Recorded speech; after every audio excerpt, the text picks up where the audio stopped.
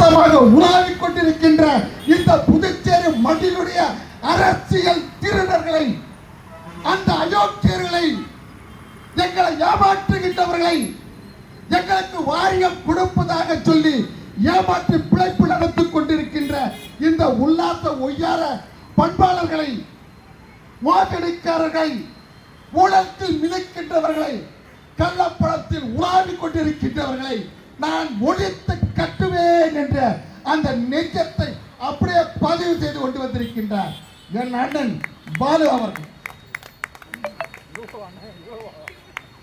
அவ்வளவு கோபம் அவருக்கு. நான் பேசிக்கிட்ட பொழுதுலாம் அவருக்கு மனசுல அப்படியே கோபம் கொதிக்கும்.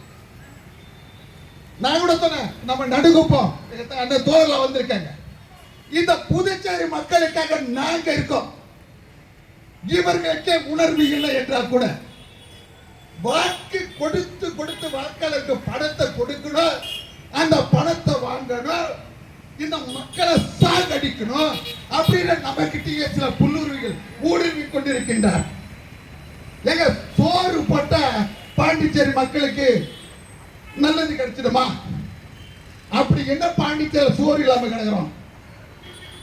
நல்லா சிந்திச்சு பாருங்க. சோறு போடுறான், சோறு போடுறவங்க கிட்ட ஈங்கமா ஓடுறான். பாண்டிச்சேரி என்ன அழகான ஒரு நகரம், அருமையான நகரம். அரசியலில் கொள்கை இருக்க வேண்டும், அதாவது அரசியலில் கொள்கை இருக்க வேண்டும். கொள்கையற்ற அரசியல் அபாயகரமானது, ஆபத்தானது, அது ஒரு பயங்கரவாதம். கொள்கையற்றவன் சோறு போடுகின்றான், அதற்காக ஓடினோம் என்றால் அபாயகரத்தை நாமே தேடிக்கொள்கின்றோம் என அருமை தம்பி தேசப்பட்டு சொன்னார் இல்லவா? அதே போல நம்முடைய தம்பி என்னுடைய கழக அமைப்பு செயலாளர் இருக்காரு, நம்ம ஞான பிரகாசம். அவர் சொல்லுவாரு, அண்ணன் அவெல்லாம் எனக்கு 2000 இருந்து என் கூடவே பயணிச்சு பயணிச்சு அவ்வளவு அழுத்து போன ஒரு மனிதன். பணம் என்னையா பணம்? செத்தா இன்னைக்கு செத்தார பணமா எடுத்துட்டு போகுது. ஆனா கொள்கை வேண்டாமா, கோட்பாடு வேண்டாமா, ஆதங்கம் வேண்டாமா, அந்த ஆதங்கத்தை நோக்கிய பயணம் வேண்டாமா? அரசியல் அதுல கொள்கை இருக்கணும். அதான் சொல்றோம், அரசியலில் ஒரு யோக்கியன் இந்த மண்ணிலே பிறந்தார், இந்த மண்ணிலே ஒருவன் பிறந்தார். யோக்கியனற்ற மண்ணிலே, கொள்ளைக்கார மண்ணிலே, அரசியல் திருடர்கள் வாழுகின்ற இந்த மண்ணிலே ஒரு யோக்கியன் ஒருத்தன் பிறந்தார். அவன் தான் புரட்சிக்காரன் சிங்காரவேலன். நான் சொல்லல, அவர் வாழ்ந்த காலத்திலே வாழ்ந்தானே ராஜாஜி. இன்னைக்கு காங்கிரஸ் என்ற கொள்ளை,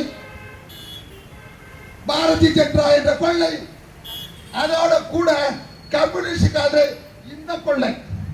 இந்த தமிழ்நாட்டில் பாண்டிச்சேரி கம்யூனிஸ்டுக்கு உணர்வற்றவர்கள். என் பாட்டை எதுக்காக அந்த கம்யூனிஸ்டத்தை உருவாக்குறாரு? அவர் இல்லைன்னா கம்யூனிஸ்ட் ஏதப்பா. இதை கம்யூனிஸ்ட பாத்தீங்களே, சிங்காரவேலன் இல்லை என்றால் கம்யூனிசம் என்ற அந்த பெயர் இந்த மண்ணிலே ஒருவனுக்கும் தெரிந்திருக்காது, ஒருவனுக்கும் கம்யூனிஸ்டம் என்பது தெரியாது. செங்கொடி இந்த புடிநாயன் தொழிலாளர் தோழரே என்று கையிலே கொடுத்து திகைத்தவன் என் பாட்டன் சிங்காரவேலன். ஆனால் அந்த தொழிலாளர் கிட்ட போய் கேள், சிங்காரவேலன் யார்? கேட்கிறோம், சிங்காரவேலரா அது யார்? எந்த வேணாம் மறைக்கிறாங்க, எதை வேணாம் மறைக்கலாம். ஆனா ஒருவனுடைய அந்த சமூக அந்த பணியை அந்த சித்தாந்தத்தை மறைச்சாரு. பாலா போல இந்த கம்யூனிஸ்ட், அவர் எந்த கம்யூனிஸ்ட் தொடங்கி வச்சாரோ அவர்கள் தான். கம்யூனிசம் என்றால் எதிர்ப்பு போராட்டம். எனக்கு ஒன்று வேண்டும், என் மக்களுக்கு இது வேண்டும், என் தொழிலாளி மக்களுக்கு வேண்டும். ஆட்டோ ஓட்டுகின்றார்களா அவருக்கு வேண்டும், விவசாய மக்களா அவருக்கு வேண்டும். அந்த கொள்கைக்காக போராடி போராடி போராடி சாகின்றவன் தான் உண்மையான கம்யூனிஸ்டவாதி. இங்கே அரசியல்வாதிகள் வாசலிலே நின்று நின்று ஒரு சீட்டுக்காக, ஒரே ஒரு சீட்டுக்காக என் பாட்டை இந்திய கம்யூனிஸ்ட் கட்சி தொடங்கி வைத்தார். அரசியலில் யோக்கியன் அவன்தான். பாக்குற இப்ப சொல்றான், மீனவர்களுக்கு அவர் படிக்க தெரியாது. எல்லாம் கேட்கறீங்களா இல்லையா? உங்க காதால கேட்டு மீனவர்களுக்கு பேச தெரியாது.